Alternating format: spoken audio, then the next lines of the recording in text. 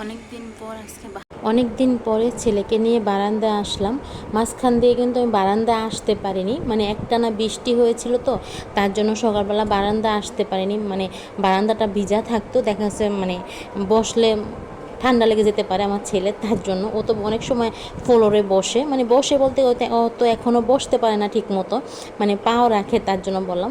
আর দেখুন বারান্দায় এসেছি, ছেলে তো অনেক খুশি বারান্দায় আসতে পেরে। মানে যে কদিন আসতে না পারতো ওই কদিন না অনেক কান্নাকাটি করতো বারান্দায় আসতে না পারাতে। দেখা যাচ্ছে বৃষ্টির সময় কী হবে আসবো, যখন একটানা বৃষ্টি হতো দেখা যাচ্ছে বেশিরভাগই মানে সকালবেলা বৃষ্টিটা হতো, ফজর নামাজের পরে দিয়ে বৃষ্টিটা শুরু হতো, তার জন্য কিন্তু আজকে নামাজ পড়ি ছেলেকে নিয়ে বারান্দায় চলে আসলাম। আর দেখুন বাহিরটা এখন মনে হচ্ছে যে কোনো মুহূর্তে বৃষ্টি হবে, মানে কীরকম জানি আকাশটা মেঘলা হয়ে আছে, তার জন্য বললাম।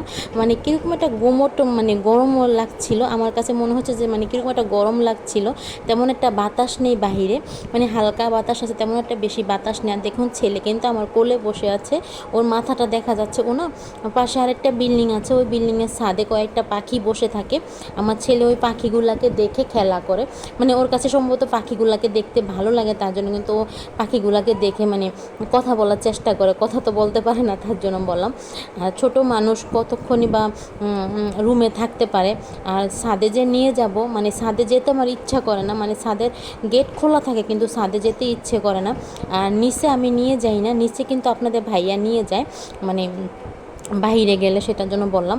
আর আমি যদি এখন যদি ওকে চারতলার নিচে নামতে যাই মানে নিয়ে, তাহলে দেখা যাচ্ছে আমি পরে কাজ করতে পারবো না, ও কান্নাকাটি করবে, তার জন্য কিছুক্ষণ ওকে বারান্দায় নিয়ে বসে থেকে তারপরে কিন্তু আমি রান্নাঘরে চলে যাব, যেহেতু একা সব কিছু করতে হয়, বাচ্চা নিয়ে, ছোট বাচ্চা আমার, ওর খাতা তেনা সব কিছু আমার ধুয়ে তারপরে কিন্তু নাস্তা তৈরি করতে হয়, রান্না করতে হয়, একা হাতে সব কিছু করি, আর কে আমাকে করে দেবে।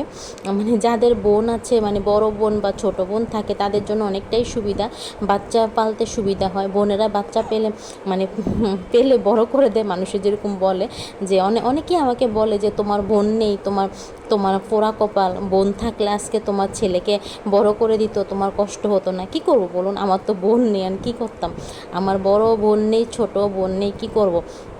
আর দেখুন এই যে পাখিটা দেখতে পাচ্ছেন, দুইটা পাখি একসাথে কিন্তু বসেছিল। আমার ছেলে এই পাখিগুলোকে দেখে যে কি খুশি, মানে বলার বাইরে। আর হালকা কিন্তু ঝিরিঝিরি বৃষ্টি পড়ছিল, 2-1 ফোঁটা, তবে তেমন একটা বোঝা যাচ্ছে না। পাশের বিল্ডিংটার সাথে একটু ক্যামেরা করে নাও। আর দেখুন বাহিরের দৃশ্যটা দেখুন, মানে হালকা কীরকম জানি, মানে আকাশটা গুমোট হয়ে আছে, মনে হচ্ছে যে কোনো মুহূর্তে বৃষ্টি হবে। আসসালামু আলাইকুম everyone, welcome to back to my channel. দূরে কাছে যে যেখান থেকে আমার ভিডিওটা দেখছেন, আশা করি আল্লাহর রহমতে সবাই ভালো আছেন। আলহামদুলিল্লাহ, আপনাদের দোয়া এবং ভালোবাসা আমরাও ভালো আছি। প্রতিদিনের মতো আমি আরও একটি ভিডিও নিয়ে শুরু করলাম। আশা করি আমার আজকের ভিডিওটাও আমার আপুদের এবং ভাইয়াদের কাছে ভালো লাগবে। যদি আমার ভিডিওটা ভালো লাগে প্লিজ লাইক দিয়ে ভিডিওটা দেখে নেবেন, সাথে ভিডিওটা শেয়ার করে দেবেন। আর যদি একবারে বেশি আমার ভিডিওটা ভালো লেগে যায় তাহলে আমার চ্যানেলটা সাবস্ক্রাইব করে আমার পাশে থাকতে পারেন। প্লিজ কেউ চ্যানেলটা সাবস্ক্রাইব করে দিয়ে আবার সাথে সাথে চ্যানেলটা আনসাবস্ক্রাইব করে দেবেন না। আবার দেখা গেছে যখন আমি আপনাদের চ্যানেলটা সাবস্ক্রাইব করে দিই, আপনারা কিন্তু সাথে সাথে আমার চ্যানেলটা সাবস্ক্রাইব করবেন না, মানে অনেকে আছে সাথে সাথে কিন্তু ব্যাক দিয়ে দেয়, তার জন্য বললাম সাথে সাথে ব্যাক দিলে কিন্তু চ্যানেলের সাবস্ক্রাইবগুলো কেটে নিয়ে যায়, তার জন্য বললাম। আর দেখুন রান্নাঘরে চলে আসছি, সকালে নাস্তা তৈরি করেছি, আজকে না খিচুড়ি রান্না করেছিলাম, তখন আর ক্যামেরা করা হয়নি। খিচুড়ি মানে চালে ডালে মিশিয়ে মানে খিচুড়ি রান্না করেছি, তারপর আমরা খেয়ে নিয়ে নাস্তা করে তারপরে কিন্তু ছেলেকে ঘুম পাড়িয়ে তারপরে কিন্তু রান্নাঘরে চলে আসলাম। আর দেখুন ওয়ার্ডরোবটার উপরে সব কিছু রেখেছি, কি করব, আমার যেহেতু কোনো আলমারি মানে শোকেস বা ক্যাবিনেট নেই, তার জন্য কিন্তু আমার সব কিছু ওয়ার্ডরোবের উপরে রাখতে হয়। দেখুন বন্ধুরা আকাশটা দেখুন কত সুন্দর লাগছে, কি বলবো, মানে বলে বোঝাতে পারবো না, আকাশটা দেখে এতটা ভালো লাগছিল, মানে অনেক সুন্দর লাগছিল আকাশটা। আমি না 5 বছর ধরে একটানা মানে ওয়ার্ডরোবের যে ড্রয়ারগুলো থাকে, এই ড্রয়ারগুলোতে আমি কাচের জিনিস রেখেছি 2টা ড্রয়ারে। এখন না কাচের জিনিসের ভারে ওয়ার্ডরোবের যে ড্রয়ারের যে প্লেটগুলো থাকে না, প্লেটগুলো সম্ভবত নষ্ট হয়ে গিয়েছে, এখন মানে ড্রয়ারে কাচের জিনিসগুলো রাখা যাচ্ছে না।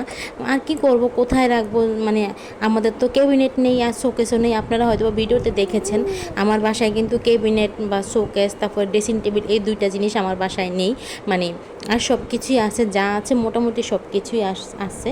তার জন্য কিন্তু অনেক কাছের জিনিসগুলো রাখার মতো জায়গা নেই। আর এই মুহূর্তে যে একটা মানে আলমারি কিনবো, ক্যাবিনেট কিনবো বা একটা শোকেস কিনবো, আপনাদের ভাইয়ার না অনেক দেনা হয়ে গিয়েছে। মানে আমার ছেলেটা হতে গিয়ে মানে যেহেতু সিজার করা হয়েছিল, মানে সিজারের সময় অনেকটাই কমপ্লিকেশন হয়েছিল আমার, মানে আমার জন্য কিন্তু অনেক টাকা খরচ করতে হয়েছিল আপনাদের ভাইয়া। মা সন্তানকে বাঁচাতে গিয়ে আপনাদের ভাইয়া অনেক টাকাই খরচ করেছে। দেখা গেছে মানে টাকা মিল করতে না করে দেখা গেছে গলার চেন ছিল যে আমার একটা, মানে আজকে ভিডিওতে বললাম মানে বলতাম না কথাগুলো, অনেক কষ্টের থেকে কথাটা বলছি। একটা গলার চেন ছিল আমার, মানে আমার ফ্যামিলির লোকের কাছেই আপনাদের ভাইয়া টাকা চেয়েছিল, আমি চেয়েছিলাম তার কাছে। সে বিদেশ থাকে, তার কাছে 30,000 টাকা ধার চেয়েছিলাম, বলছিলাম যে দিয়ে দেব। পরে বলছে যে হ্যাঁ ঠিক আছে, সমস্যা নেই, আমাদেরই তো বোন, আমাদেরই তো ভাগিনা, বা এরকমই বলছে যে আমাদের ভাগিনা হবে, আমরা টাকা না দেবো কে দিবে। যখন আমার অবস্থা সিরিয়াস হয়েছিল, মানে সিজারের পরে দিয়ে এতটাই খারাপ হয়েছিল, মানে আপনাদের ভাইয়া কোনো কিছুর দিকে তাকায়নি, টাকা যা ছিল তা তো খরচ করেছেই, লাস্টে দিয়ে মানে আর কার কাছে হাত পাতবে।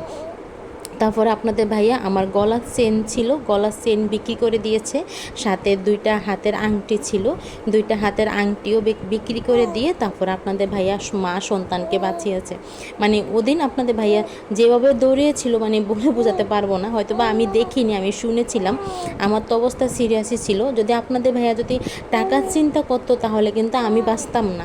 আর ওই কারণে কিন্তু আপনাদের ভাইয়া এখন মানে বাসায় কোনো আলমারি বা কিছুই কিনতে পারছে না, অনেকটাই দেনা হয়ে আছে আমাদের। আরেকটা কথা কি জানেন আফুরা ভাইয়ারা, মানে যখন আমার অবস্থা সিরিয়াস ছিল, আপনাদের ভাইয়ার পাশে একটা লোকও ছিল না, ওনার বাড়ির লোকও ছিল না, শুধু ছিল ওনার বড় বোন, আর ছিল আমার মা, আর ছিল ওনার একটা ভাই বিদেশের, উনি শুধু ফোনে সাপোর্ট দিয়েছে। আর বাকি একটা লোকও কিন্তু, আমার ছেলে তো রোজার সময় হয়েছিল, ইফতারের পরে দিয়েই, মানে ইফতারের পরেই তো আমাকে সিজার করতে নিয়ে গিয়েছিল। আপনাদের ভাইয়া শুধু পানি খেয়েছিল, আর কিছুই খেতে পারেনি।